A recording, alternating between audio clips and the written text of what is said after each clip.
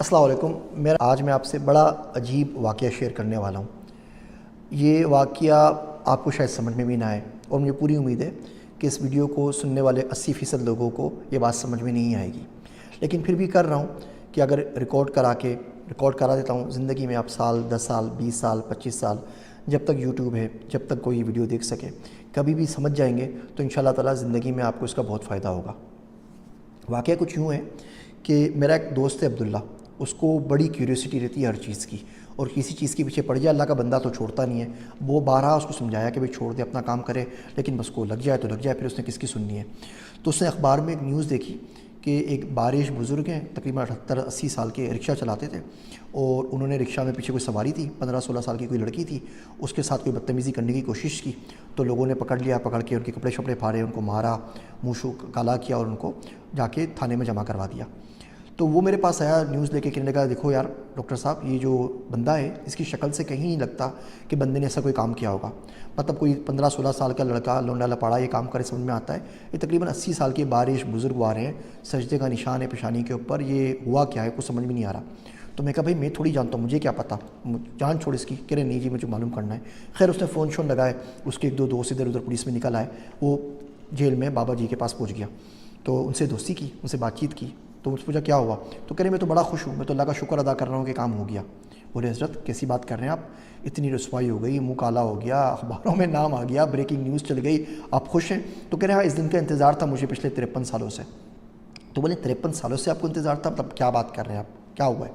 تو کہنے لگے کہ جی میں لڑکا سا تھا، ہم لوگ پشاور کے ایک نوائی گاؤں میں رہتے تھے، میرے باپ کے پاس کہیں سے پیسہ آیا تو انہوں نے ہمارا گھر بڑا بنا دیا، تو ہمارا 2 منزلہ گھر ہو گیا، اور آس پاس میں جتنے بھی گھر تھے وہ سب 1 منزلہ۔ میری عمر کوئی زیادہ نہیں تھی، 18 19 20 21 سال کی میری عمر تھی، وہ اس قسم کی عمر ہوتی ہے شرارتوں کی۔ تو میرا محبوب مشغلہ بن گیا کہ میں چھتوں پہ چڑھ کے باقی لوگوں کے گھر میں جھانکتا تھا۔ اب سب غریب لوگ تھے تو وہ ایک کمرے کے اوپر چھت ڈال دیتے تھے، باقی بڑا سارا صحن ہوتا، واش روم ہوتا، تو اس پہ کوئی چھت نہیں ہوتی تھی، بس میں لوگوں کو دیکھتا رہتا تھا کہ وہاں پہ کسی طرح دیکھوں۔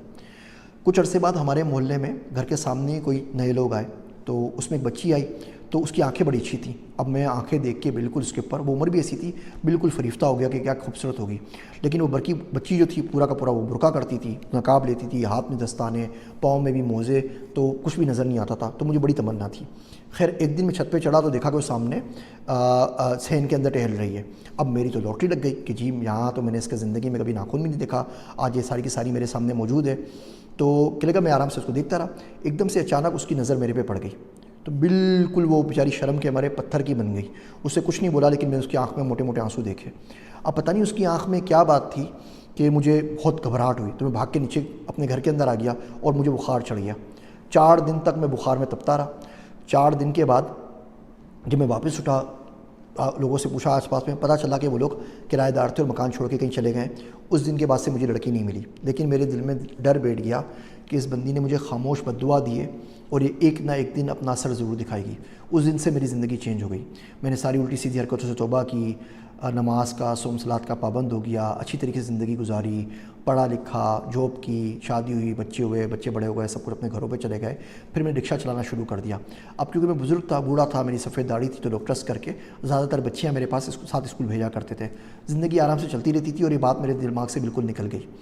پھر ایک دن اچانک کیا ہوا کہ یہ لڑکی آئی، یہ بھی کوئی 15-16 سال کی بچی تھی، 9ویں کلاس کی، لیکن پتہ نہیں جب یہ رکشہ میں آ کے بیٹھتی، میں بیک میرر میں اس کو ضرور دیکھتا، اور میں خود اپنے آپ پہ کنٹرول نہیں کر پاتا۔ تو ایک دن میں اسی طرح لے کے جا رہا تھا اس کو، اس کی ساتھ والی سہیلیاں نہیں آئی، اکیلی تھی، تو میں نے راستے میں رکشہ روک دیا۔ اس سے پہلے میں کچھ کرتا، لڑکی نے شاید گھر میں شکایت کر دی ہوگی کہ مجھ پہ آواز مارتا ہے یا مجھے پیچھے سے دیکھتا ہے، تو اس کے رشتہ دار وغیرہ آ گئے، انہوں نے مجھے پکڑا، اور میں اس طریقے سے جیل میں آ گیا۔ تو کہہ رہے ہیں یہ بد دعا تھی جو 53 سال پہلے میری طرف چلی تھی، لگی نہیں تھی، اس کا 53 سال سے میں انتظار کر رہا تھا، اور اگر اب یہ نہیں لگتی تو آخرت میں میرے ساتھ بہت برا ہوتا۔ تو میں تو اللہ کا شکر ادا کر رہا ہوں، جو کچھ ہونا تھا یہاں پر ہو گیا، اب کم سے کم سکون سے مر سکوں گا۔ اگر آپ غور سے دیکھیں تو ہمارے معاشرے میں یہ بہت ساری خاموش بد دعائیں ہم روز کے حساب سے سمیٹ رہے ہوتے ہیں۔ میرے سرتے سکھر مولانا عبدالرحمن صاحب، وہ تندور کی روٹی نہیں کھاتے تھے، اور شیر مال وغیرہ جو ہوتے ہیں، تو وہ تو کیوں نہیں کھاتے، آپ پیسے دے کے خرید رہے ہیں، کیا برائی ہے، حلال چیز ہے۔ وہ بولتے ہیں بالکل ٹھیک ہے، لیکن انہیں شوکیس میں رکھی ہوئی ہوتی ہیں، اور آس پاس چلتے ہوئے لوگ اس کو دیکھ رہے ہوتے ہیں۔ کتنے غریب لوگ ہوں گے جو بھوکے ہوں گے، جو حسرت سے اس کو دیکھتے ہوں گے روٹیوں کو اور شیر مال کو، اور خریدنے کی سکت نہیں رکھتے ہوں گے۔ تو اتنی آہیں اور اتنی نظریں جس روٹی پہ رکھی ہوئی ہے وہ مجھ سے نہیں کھائی جاتی۔ خیر ان کا اپنا ایک تھا۔ ایک دن میں نے ان سے پوچھا کہ مولوی صاحب اپنی ساری دعائیں سکھاتے ہیں، موٹی سی کوئی بددعا مانگیں، سکھائیں مجھے نا. کبھی کبھی لوگ بہت تنگ کرتے ہیں اور دل چاہتا ہے کہ بددعا دوں کہ ان کا بیڑا غرق ہو، کیا کروں؟ تو ہنسنے لگے. پھر انہوں نے مجھے بولا کہ بیٹا چپ سے بڑی بددعا کوئی نہیں ہے. جب بندہ بولتا رہتا ہے نا تو قدرت خاموش ہو جاتی ہے. جب بندہ خاموش ہو جائے نا تو پھر قدرت بدلا لیتی ہے، وہ بہت باریک پیستی ہے. ٹائم لگتا ہے آرام سے، لیکن پیستی بہت باریک ہے. تو چپ سے بڑی بددعا کوئی نہیں ہوتی. ہم لوگ چلتے پھرتے اسپیشلی پاکستان میں جگت بازی کے، چھیڑنے کے، لوگوں کو مزے لینے کے عادی پڑ گئے ہیں. یہ ٹک ٹاک نے بیڑا غرق مار دیا ہے ہماری قوم کا. وہ بچہ جو بولے کہ اپنے پرسنل ڈیولپمنٹ میں کام کر رہا ہے اور اس کو اپنی پرواہ ہے، اور روز کے 2-4 گھنٹے ٹک ٹاک بھی دیکھتا ہے، اس کے موبائل فون میں ٹک ٹاک انسٹال ہے، تو اس کی بات ماننے کو میں سرے سے تیار ہی نہیں ہوں. کہ اس شخص کو کم سے کم باقی کسی کی پرواہ ہے، یعنی اپنی پرواہ تو کم سے کم اس کو نہیں ہے. تو میں جگت بازی کر کے، چھیڑ کے، نعرے فکرے کس کے بہت ساری خاموش بددعائیں سمیٹ رہے ہوتے ہیں. کسی کو ڈانٹ دیا، کسی پہ اتھارٹی اپنی ظاہر کر دی، کسی کو ایئرپورٹ پہ ذلیل کر دیا، اور سمجھ رہے ہوتے ہیں ہم سے کوئی نہیں پوچھے گا. یقین رکھیں اوپر جو ہوگا تو ہوگا، یہ یہاں پر بھی نا اس کا حساب ضرور دینا پڑے گا. وہ شاعر کہتا ہے عدل و انصاف نہیں حشر کے دن پہ موقوف، زندگی خود بھی گناہوں کی سزا دیتی ہے. تو میں بھی جب سے واقعہ سنا ہے میں بھی سوچ رہا ہوں، آپ بھی سوچئے کہ زندگی میں کتنی خاموش بددعائیں جمع کی ہیں. یاد رکھیے کسی دن کوئی ایسا شخص آپ کی زبان کے نیچے آ گیا نا جس کا اللہ کے سوا کوئی نہیں ہے، تو جانماز پہ آ کے بیٹھ جائے گا، اس کے پاس تو کچھ اور ہے نہیں نا. وہ اپنی آہوں کے حصار میں آپ کی دعائیں راکھ کر دے گا.